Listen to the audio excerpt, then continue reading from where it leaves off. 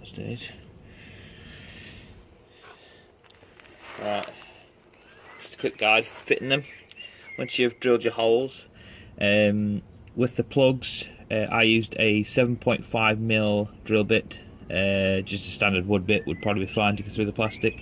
You can go up to 8mm, but I wouldn't probably go any further than that. And any smaller than a 7.5, you might be pushed on trying to get them in, because they are quite tight at 7.5. Basically, once you've lined them up, got them straight, drilled your pilot holes, I used a smaller drill bit to push this on, and then put small drill bit just to kind of guide marker it, just so when it looks right, obviously guide marker it, and with the smaller drill bit, and then obviously big drill.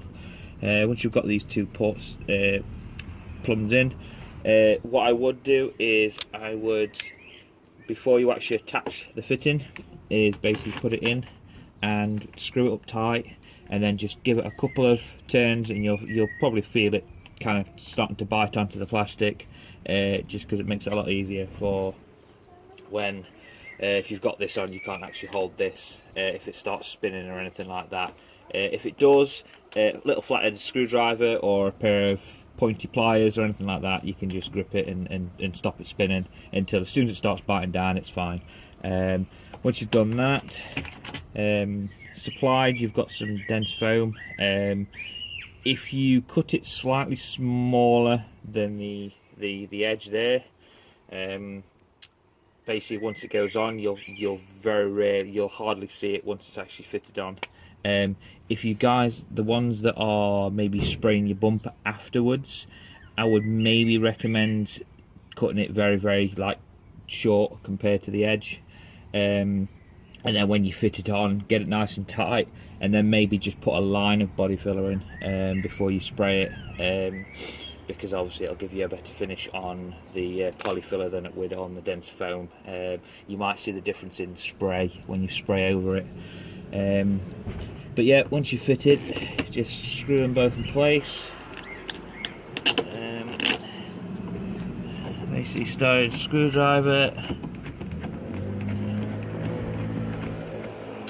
With the outside edge ones especially, they do tend to want to try and go with the contours of the bumper a little. They're not perfect, but if you actually hold them straight and in the line that you want them to sit while you're tightening up, they'll tend to actually stay that way because of the way the actual bolt is.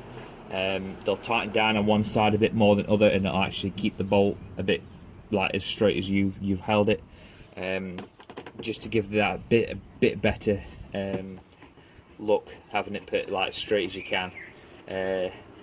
It's not dead hard, it's not hard at all, literally, but obviously once you've screwed it in, and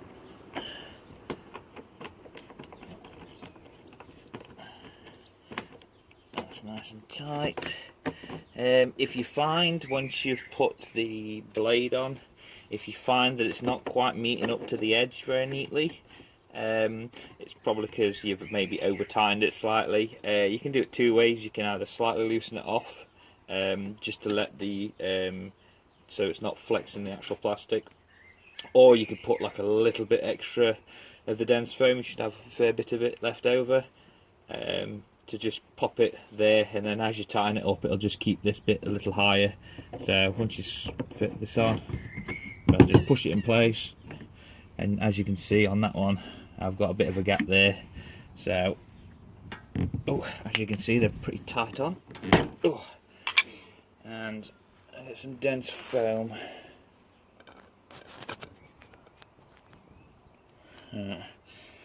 Now I've got some dense foam I forgot to bring down from upstairs. Just loosen them off again.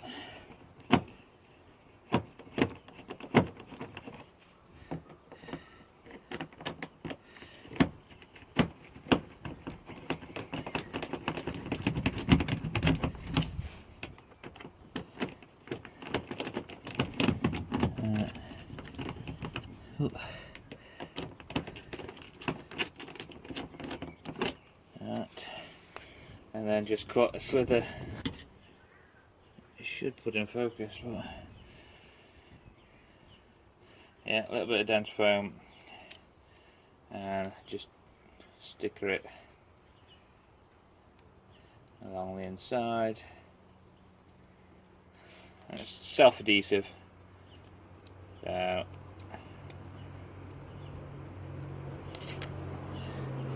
and then you should be able to pop it back on.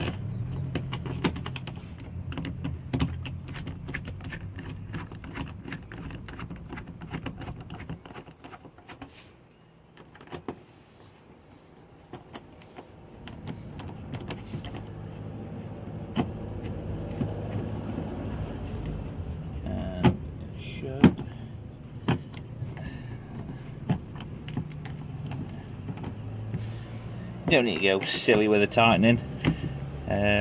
Once it's bit in and started gripping, and don't wiggle, then you're good to go. And that should now, when you clip it in place, obviously you got the minimalist gap. Well, once you've done the outside edges, they're pretty much the hardest ones to fit.